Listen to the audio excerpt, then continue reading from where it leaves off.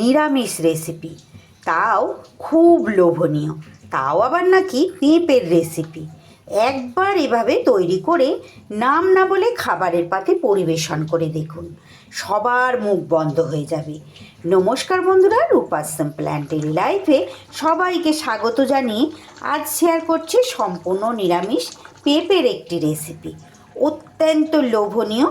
যারা পেঁপে দেখেই নাক সেটকান, নাম না বললে তারাও দেখবেন চেটে পুটে চেয়ে চেয়ে খাচ্ছেন। তাহলে চলুন বন্ধুরা, কিভাবে তৈরি করেছি দেখে নিই, পুরোটা দেখার অনুরোধ রইল। সবার প্রথমে এখানে নিয়ে নিয়েছি আমি একটা পেঁপেটা আমি দেখুন খোসা ছাড়িয়ে এইভাবে টুকরো করে কেটে, আর এই যে মাঝখানের যে অংশটা আমরা পেঁপের খাই না সেটাকে বাদ দিয়ে এইভাবে ধুয়ে নিয়ে চলে এসেছি। পেঁপেটা যেহেতু বড় ছিল, দেখুন অর্ধেকটা পরিমাণ দিয়েছি, অর্ধেকটা পরিমাণ কিন্তু আমার লাগেনি, রেখে দিয়েছি।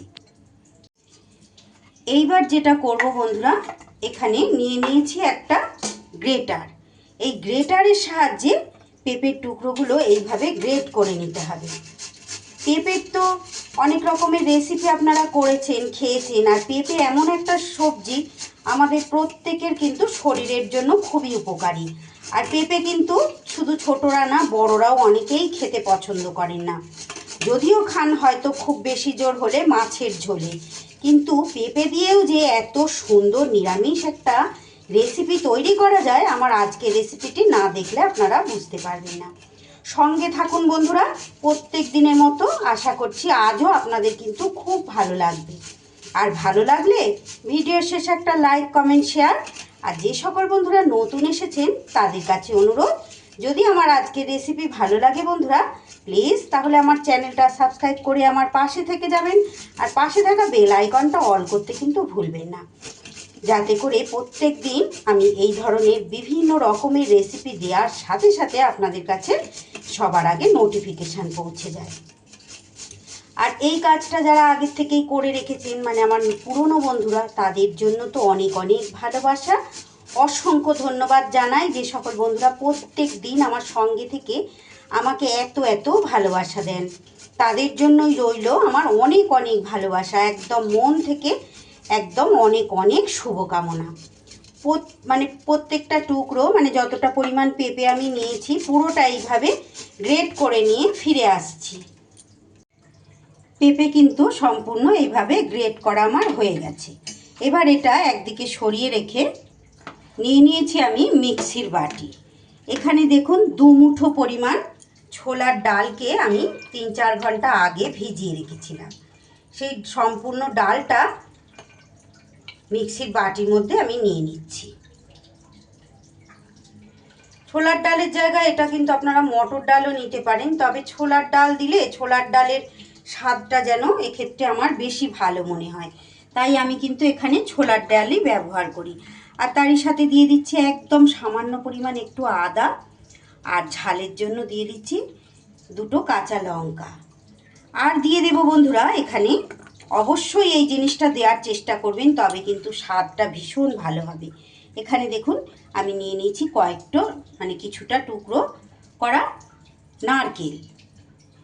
এই নারকেলটা দেওয়ার চেষ্টা করবেন, খুব ভালো কিন্তু স্বাদ হবে।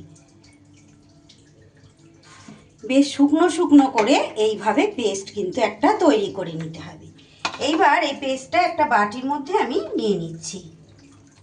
যতটা মানে পরিমাণ সম্ভব হয় এইভাবে একটু শুকনো শুকনো করে ডালটা কিন্তু পেস্ট করবেন। যেহেতু নারকেল ছিল, তাই জন্য নারকেলের জন্য আমি কিন্তু সামান্য পরিমাণ একটু জল এখানে দিয়েছিলাম, আর একটু পাতলা পাতলা হলে এটা কিন্তু অসুবিধা হবে। এইবার যে গ্রেট করা পেঁপেটা এর মধ্যে কিন্তু আমি সম্পূর্ণ দিয়ে দেব। আপনাদের কাছে যদি এইভাবে নারকেল না থাকে বন্ধুরা, যদি কোড়ানো নারকেল থাকে, সেক্ষেত্রে কিন্তু এই সময় এর ওপরে কোড়ানো নারকেল দিয়ে দিতে পারেন, সেক্ষেত্রে কিন্তু নারকেলটা বাটার কোনো দরকার নেই। এইবার আমি এর মধ্যে বেশি কিছু মশলা দিয়ে দিচ্ছি। দিয়ে দিলাম খুব সামান্য 1/2 চা চামচ পরিমাণ ভাজা মশলা, দিয়ে দিচ্ছি একটু হলুদ গুঁড়ো, কালারের জন্য দিয়ে দিচ্ছি খুব সামান্য পরিমাণ একটু কাশ্মীরি লঙ্কার গুঁড়ো। ভাজা মশলাটা কিন্তু ধনে, জিরে, শুকনো লঙ্কা শুকনো খোলায় ভেজে গুঁড়ো করা থাকে সেটাই দিয়েছি। যেহেতু এতে নারকেল দিয়েছি বন্ধুরা, বিশেষ আর কিছুই দেওয়ার প্রয়োজন নেই। পরিমাণ মতো একটু নুন দিয়ে দিলাম, দিয়ে এইবার সব উপকরণগুলো একটু হাতের সাহায্যে মাখিয়ে নেব। যারা খুব মিষ্টি মিষ্টি ধরনের রেসিপি খেতে ভালোবাসেন তারা কিন্তু চাইলে এখানে একটু চিনি ব্যবহার করতে পারেন। এই কোপ্তাগুলো বা বড়াগুলো একটু মিষ্টি মিষ্টি লাগবে খেতে, এই আর কি। এবার সুন্দর করে হাতের সাহায্যে ভালো করে মাখিয়ে নিতে হবে। ভীষণ টেস্টি হয় বন্ধুরা। আপনি নাম না বলে যদি কারোর পাতে দিয়ে দেন এই রেসিপি, পেঁপে দিয়ে যে তৈরি কেউ বুঝতেই পারবে না, এত ভালো হয় খেতে। অবশ্যই ভালো লাগলে রেসিপিটি একদিন আপনারা বাড়িতে ট্রাই করে দেখতে পারেন। দেখে তারপর খাবার পর না হয় আমাকে জানিয়ে যাবেন কমেন্ট বক্সে যে সত্যি আপনাদের কতটা ভালো লেগেছে। না তৈরি করে খেলে তো বুঝতে পারবেন না। রেসিপিটা দেখে কিছুটা হলেও আন্দাজ করা যায়, কিন্তু তৈরি করে খেলে তারপরে পুরোপুরি বুঝতে পারবেন। এর মধ্যে আর একটা উপকরণ আমি দিয়ে দেব। দিয়ে দিচ্ছি অল্প পরিমাণ একটু কালো জিরে। এই কালো জিরেটা কিন্তু যে কোনো এই ধরনের বড়া ধরনের জিনিসে দিলে খেতে খুব স্বাদ হয়, তাই এটা শুরুতে দিতে ভুলে গেছিলাম, পরে দিয়ে দিলাম। নুন দেওয়ার পরেই কিন্তু জল ছাড়া শুরু করবে পেঁপেটা থেকে।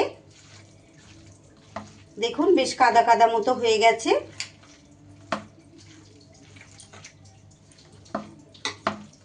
এটা আমার একদম রেডি হয়ে গেছে। এইবার গ্যাসে কড়াই বসিয়ে কড়াইতে দিয়ে দিচ্ছি পরিমাণ মতো রাইস ব্র্যান অয়েল। তেলটা বেশ ভালো করে গরম হয়ে গেলে দেখুন এইভাবে হাতের সাহায্যে এই রকম বলের আকারেও দিতে পারেন, একটু চ্যাপটা চ্যাপটা করেও দিতে পারেন, যেইভাবে আপনাদের ইচ্ছা সেইভাবে এইভাবে শেপ দিয়ে দিয়ে কোপ্তার আকারে এগুলোকে কিন্তু আমি ভেজে নেব। অবশ্যই তেলটা কিন্তু একটু ভালো করে গরম করে নেবেন, না হলে কিন্তু ছেড়ে যেতে পারে। যেহেতু পেঁপে আছে তো, ডাল আছে, ছাড়বে না, তবুও তেলটা অবশ্যই ভালো করে গরম করে নেবেন।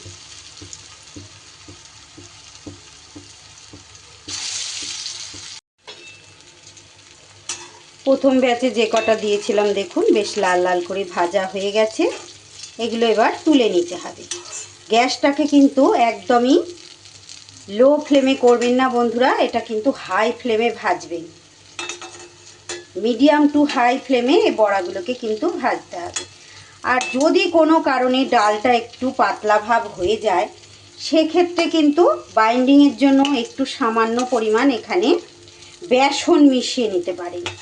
অনেক সময় হয়ে যেতেই পারে, তাই না, হয়তো ডালটা অতটা শুকনো শুকনো ভাব হলো না, সেক্ষেত্রে একটু সামান্য বেসন মিশিয়ে নেবেন। তবে অবশ্যই খুব অল্প পরিমাণ, বেশি বেসন দিলে কিন্তু এই বল বা কোপ্তাগুলো খেতে ভালো লাগবে না। দেখুন এইগুলো এইরকম পকোড়া হিসাবে খেতেও যে কি ভালো লাগে, আমি তার জন্যই কিন্তু একটু বেশি পরিমাণ তৈরি করেছি, যাতে ডালের সাথে পকোড়া হিসেবেও এটা খেতে পারি।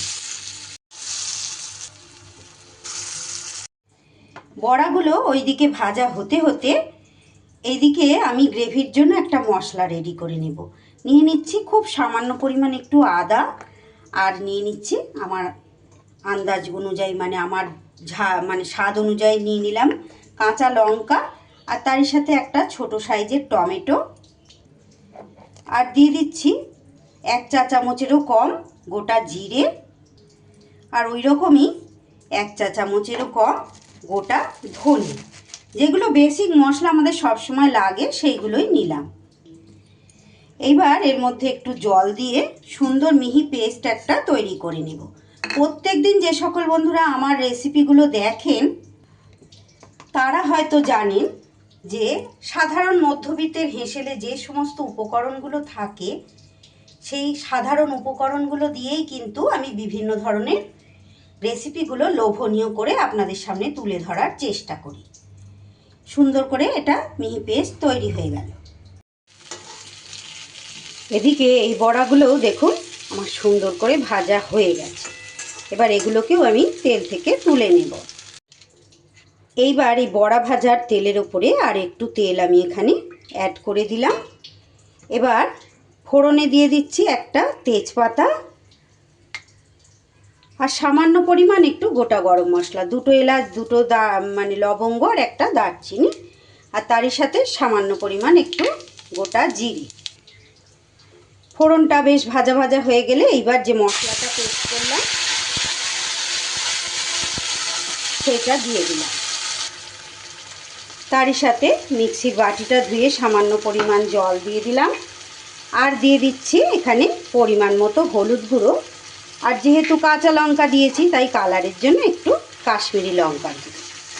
যে কোনো রেসিপি খাওয়ার আগে দেখতে তো সুন্দর করতেই হবে, তাই রঙের জন্য এটা দিয়ে দিলাম। এটা একদম অপশনাল বন্ধুরা, আপনারা না চাইলে এটা নাও দিতে পারেন। দিয়ে দিচ্ছি পরিমাণ মতো নুন, আর তারই সাথে দিয়ে দিচ্ছি একদম নামমাত্র 2-4টে চিনির দানা। এটাও অপশনাল, চিনিটা আপনারা চাইলে দেবেন, না চাইলে নাও দিতে পারেন। স্বাদটা ব্যালেন্স হবে, নিরামিষ রেসিপি তাই অল্প পরিমাণ একটু দিলাম। এবার সুন্দর করে মশলা একদম তেল ছাড়া, যতক্ষণ না তেল ছাড়ছে সেই পর্যন্ত কিন্তু কষিয়ে নিই। মিডিয়াম টু লো ফ্লেমে দেখুন 3 থেকে 4 মিনিট ধরে ভালো করে মশলা কিন্তু একদম কষিয়ে নিই। মশলার তেল পুরো আলাদা হয়ে গেছে। এইবার দিয়ে দেবো এখানে পরিমাণ মতো জল, অনেকগুলোই আমার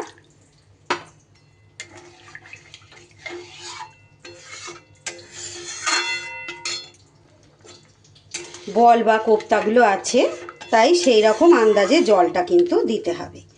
এইবার খুব ভালো করে গ্রেভি কিন্তু ফুটিয়ে নিতে হবে, কারণ বলগুলো দিয়ে কিন্তু আর বেশিক্ষণ ফোটানো যাবে না, ওগুলো একটু নরম টাইপের আছে, ভেঙে যাওয়ার চান্স আছে। গ্রেভি খুব ভালো করে মিনিট 2 আমি ফুটিয়ে নিয়েছি। এইবার দিয়ে দিলাম গুঁড়ো গরম মশলা, আর দিয়ে দেব একটু পরিমাণ ঘি। নিরামিষ যে কোনো রেসিপিতেই এরকম শেষে যদি ঘি গরম মশলা দেওয়া হয় তার স্বাদ তো বেড়েই যায়। এতক্ষণ পর্যন্ত ধৈর্য ধরে যে সকল বন্ধুরা আমার সঙ্গে রয়েছেন, আমাকে এতটা ভালোবাসা দিয়ে আমার রেসিপিটি দেখছেন, তাদেরকে জানাই অসংখ্য ধন্যবাদ আর অনেক অনেক ভালোবাসা, অনেক শুভকামনা। যদি রেসিপিটি ভালো লাগে প্লিজ বন্ধুরা একটা লাইক করে দেবেন। ভিডিও শেষে ছোট একটা সুমন্তব্য করে যেতে ভুলবেন না যে আপনাদের কেমন লেগেছে, আর অবশ্যই একটু বন্ধু বান্ধব সকলের মাঝে শেয়ার করে সকলকে দেখার সুযোগ করে দেবেন। আপনাদের একটা লাইক আর একটা কমেন্ট কিন্তু আমাকে এই ধরনের নতুন নতুন ভিডিও তৈরি করতে প্রত্যেক দিন উৎসাহ যোগায়, আর আমার ভিডিওটাকেও কিন্তু অনেক দূর পর্যন্ত এগিয়ে নিয়ে যেতে সাহায্য করে। তাই প্লিজ বন্ধুরা আমাকে সাহায্য করার জন্য অবশ্যই একটা লাইক আর একটা কমেন্ট দিয়ে যেতে ভুলবেন না। কোপ্তা বা বড়াগুলো দিয়ে কিন্তু খুব বেশিক্ষণ ফোটাবো না, 1 মিনিটের মতো ফুটিয়ে নিলেই কিন্তু পেঁপের কোপ্তা কারি আমার একদম রেডি হয়ে যাবে। এই জায়গায় আপনারা সবশেষে অবশ্যই নুনটা মিষ্টিটা চেক করে নেবেন, স্বাদ অনুযায়ী হলে আর দেওয়ার দরকার নেই।